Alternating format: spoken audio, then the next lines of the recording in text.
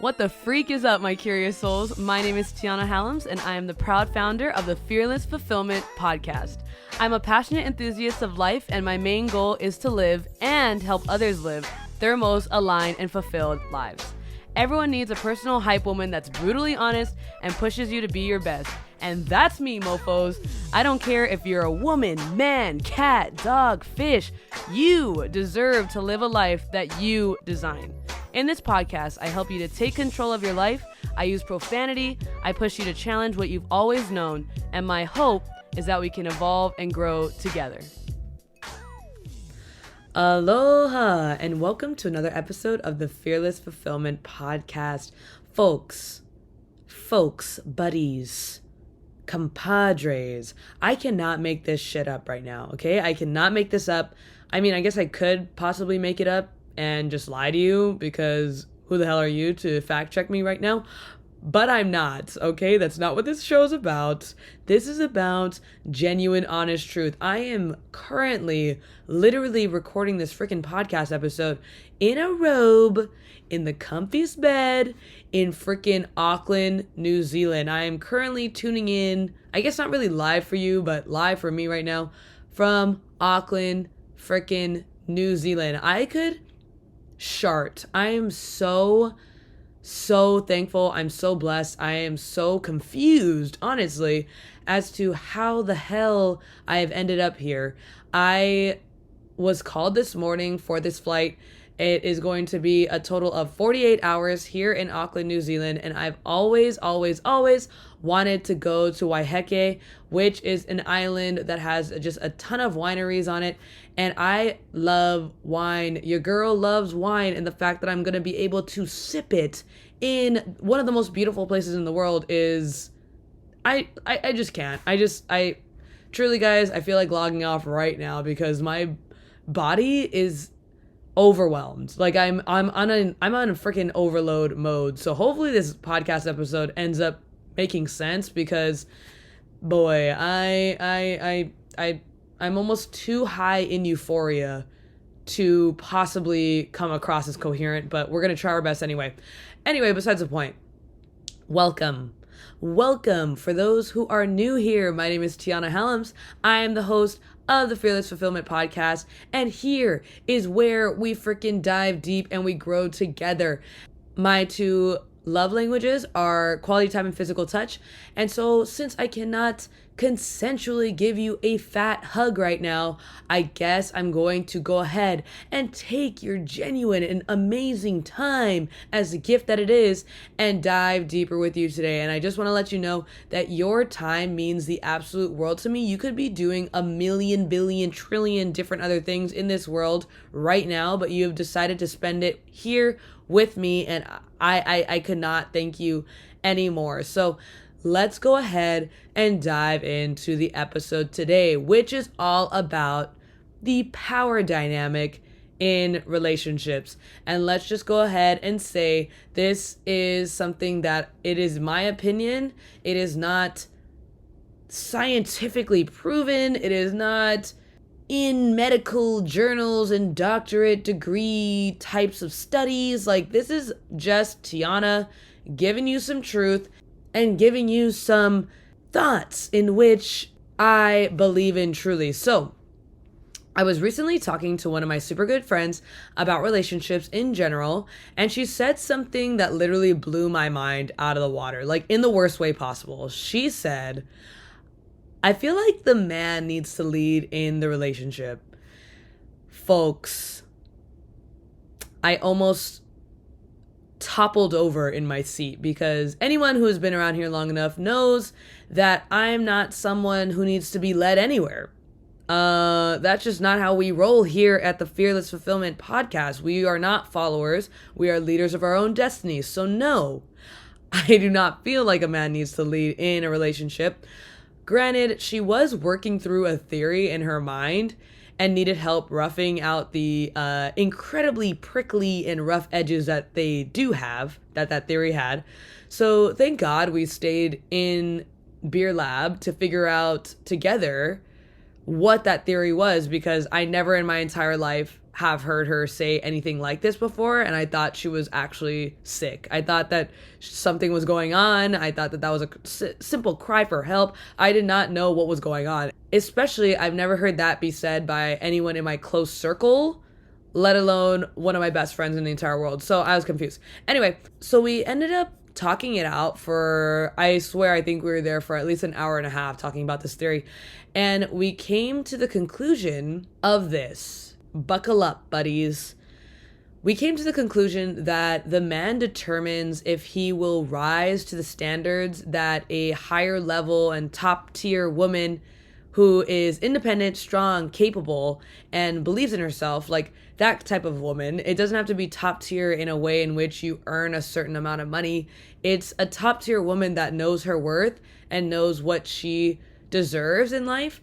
And so a man will either rise to her standards, or they could just fall to their toxic behavior and find a random bimbo to be with that has no standards and just accepts them for being a man and just continue their toxic ways. But the woman determines if she is going to settle for what the man is giving her, or if she's going to move on for the betterment of her life and find someone else that is willing to meet those standards. And I'm going to go ahead and repeat that because I feel like this needs to be a very known concept. A man determines if he will rise to the standards of this top tier woman who knows what she deserves, or if they are going to fall to the non-existent standards of some sort of rando bimbo who is just going to allow them to continue their toxic behavior.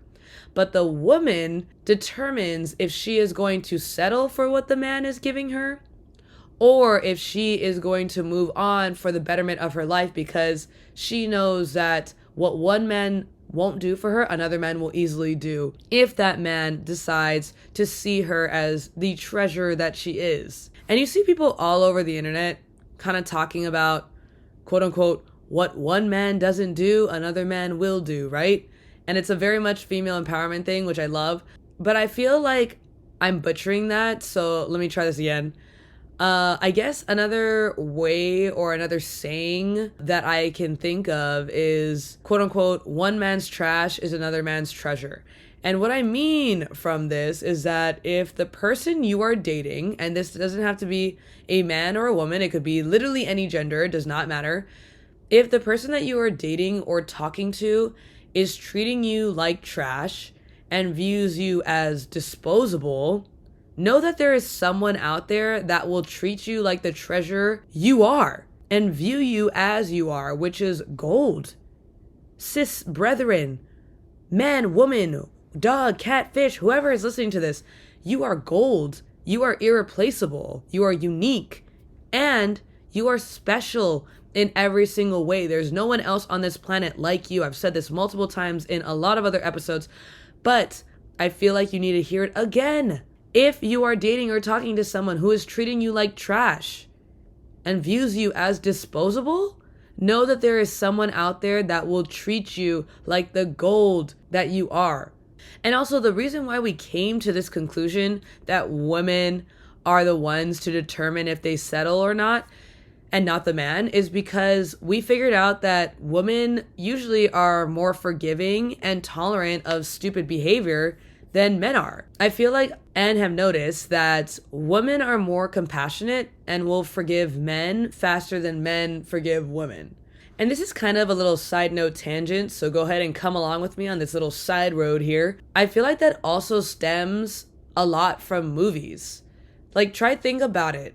In a lot of romantic comedies, and I freaking love rom-coms, I love that ish, the man is the one that messes up most of the time, cheats or does something stupid, and the audience is always rooting for them to come back together because they're meant to be together, and we all want the woman to forgive the man. Do we ever notice that? Like, I wish I looked up a bunch of rom-coms and like cited my sources here, but I know that everyone who is listening to this podcast episode knows what I'm talking about. It's the man that usually messes up, and the audience is expecting the woman to forgive the man so that they can live happily ever after, right? So, not to be a cynic or anything, because once again, I freaking love rom-coms. I love them with my entire heart and soul. They make my heart happy. I feel like those types of movies is some sort of brainwashing factor, like where subconsciously the message is that women should tolerate men's BS, forgive them, and they'll live happily ever after when they forgive him. And that's just not the case. That's just really not the case at all, folks. And I understand that women also mess up in relationships. So for all those guys out there that listen to my podcast, I do understand that women also mess up in relationships. But back to our theory. Let's go ahead and jump back onto the main road here.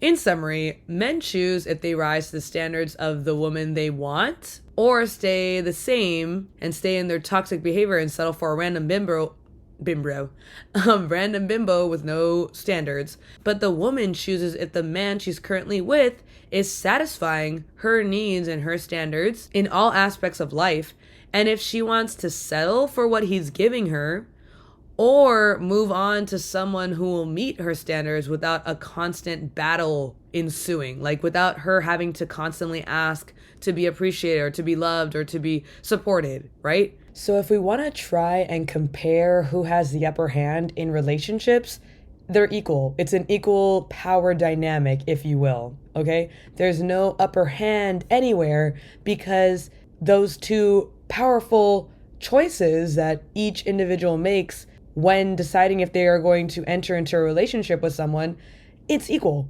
There is no I am greater than you. There is no I am more powerful than you in the relationship. There is none of that. So if you think power dynamic, think equality, people.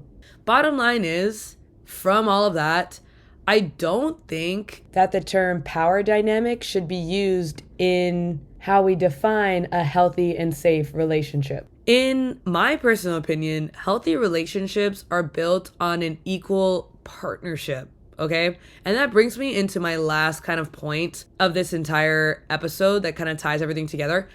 I love the word partner. I love that word when it comes to relationships. And I know that term is most commonly used in the LGBTQ plus community when they're talking about their significant others. They just say partner, right? But I feel like when I get married, I'm going to call my husband my partner. I love that imagery that term holds. I love it. When I think partner, I immediately think equality.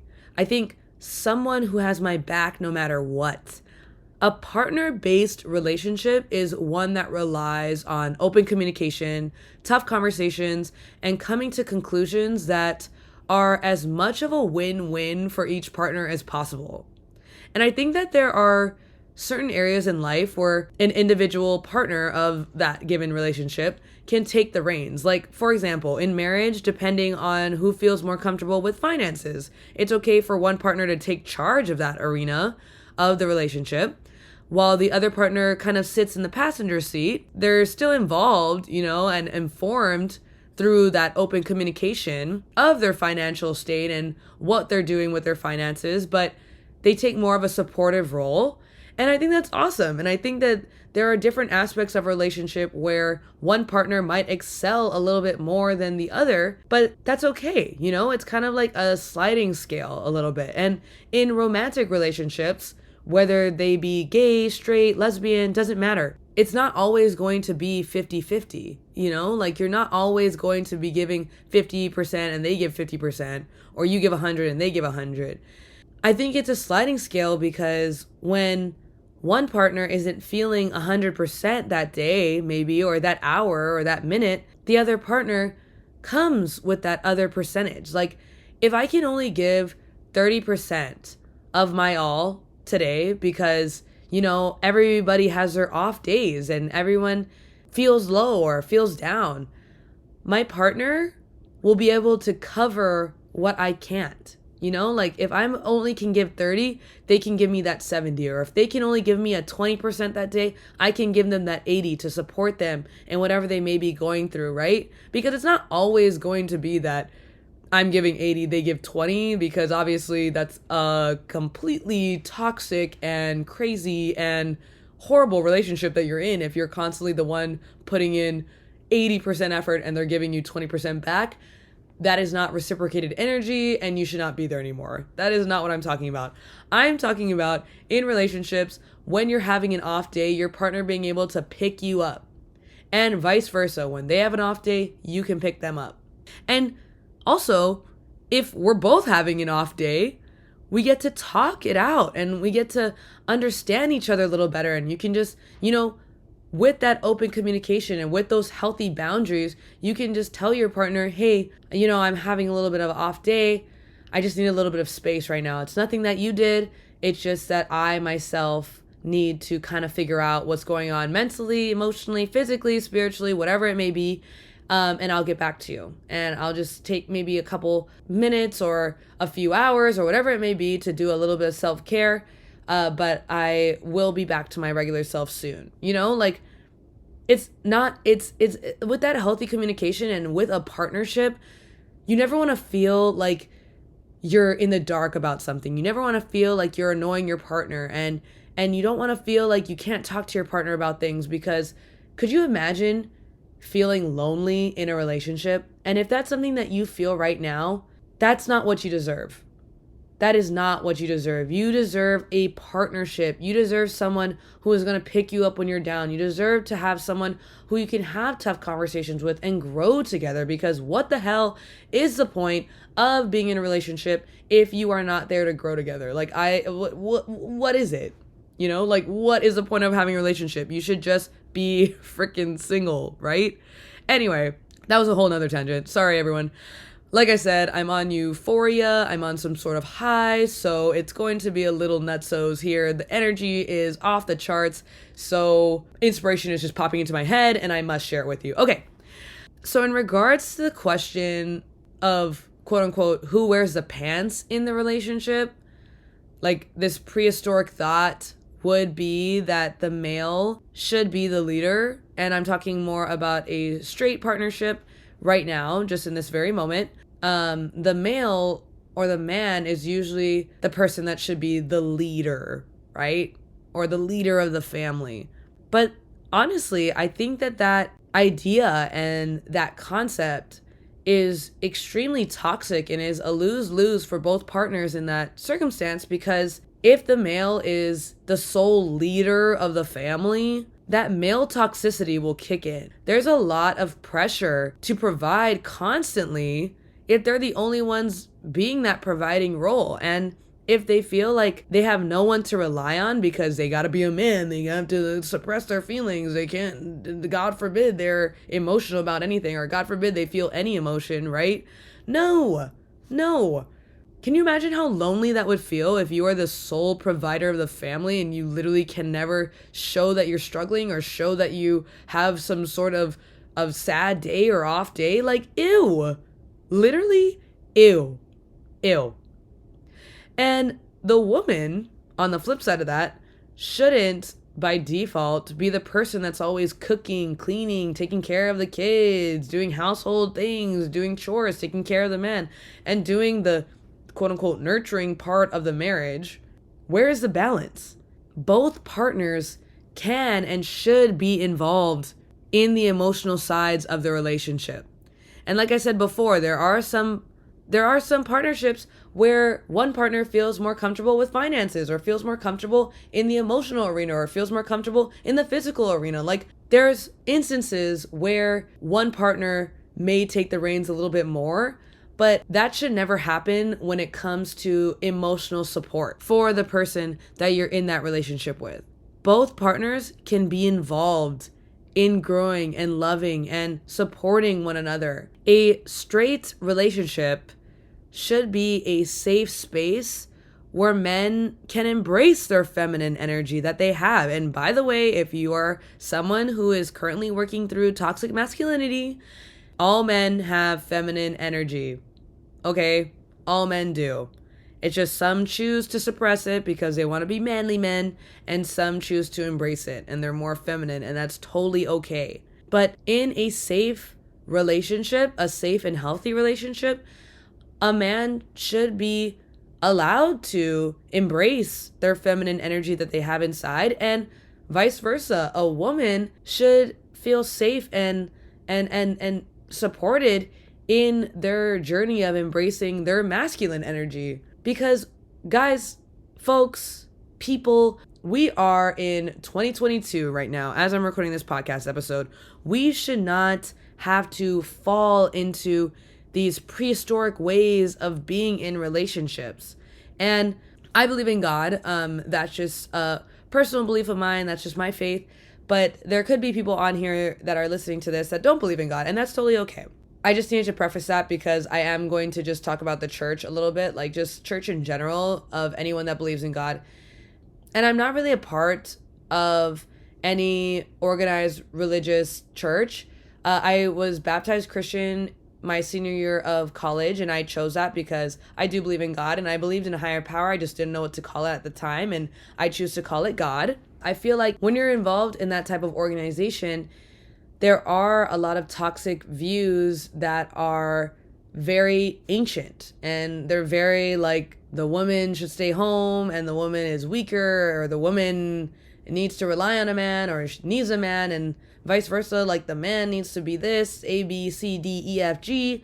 And I don't like that about organized religion. I believe that women and men should have the autonomy over their bodies and have the autonomy over what they identify as, and have the choice of choosing how they represent being a man, or how they interpret being a man, or how they interpret being a woman, or how they feel being a woman, and how they want to portray being a woman. Because a man can be sensitive and caring and nurturing and emotional and beautiful and incredible, and a woman can be strong and tough and tenacious and hardworking, driven, motivated. Both can exist. And I feel like when you are in a relationship and it's a safe and healthy relationship, you should be able to explore those sides of yourself with your partner.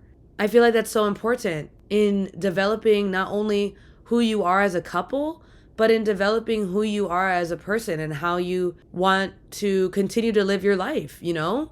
Through relationships, you can also discover parts of yourself that you never knew existed, while also growing together as a unit. And that's what's so beautiful about healthy and safe relationships, is that you have the space to grow. And no one's trying to confine you into a box, and there's no expectations of your partner. There's obviously expectations in terms of, like, I expect you to love me and I expect you to be loyal. Like, there's those expectations. That's not what I'm talking about. Your partner should never put you into a box or into a mold or into what you should be. They should allow you to grow and discover parts of yourself that you never knew existed, while also discovering parts of themselves that they never knew existed, and you supporting them as well. And I think that's so beautiful, right? So when it comes to power dynamics in relationships, I don't think that they should exist. I don't think that that should even be a topic of discussion in a relationship. There is no power dynamic, because when I think of the word power, I think of control. Sorry, that's just my personal connection between the two words. I think of when you're powerful, you have control over others, and you should never control your partner. There should never be that aspect that your partner has no say in the matter of what goes on in your folks' lives that you're sharing together. No, absolutely not. I believe in equal partnerships because I feel like when you are given the space to grow in that equal partnership, and when you feel supported and when you feel loved on no matter what, and when you feel accepted, that is when you can continue to discover and live and embody a fearlessly fulfilled life. All right, that episode was fucking awesome. Like, if I do say so myself, that episode rocked. I am so thankful that you decided to spend your time with me here today. I hope that something within this episode resonated with you. I'm just so blessed and honored that I can even just chirp in your ear for however long this podcast episode ends up being after my edits. Thank you for your time. I value it more than you could possibly understand. And I hope that if you're in a relationship or if you're single right now, you know that you deserve to have equality and a partner that is there for you no matter what, and through all the ups and the downs that life is going to throw at you. I cannot wait to connect with you on the next freaking episode. Until then, always remember that you deserve to live a life that is fearlessly fulfilled. All right. My Jalas. Thank you for choosing to spend your time with me today.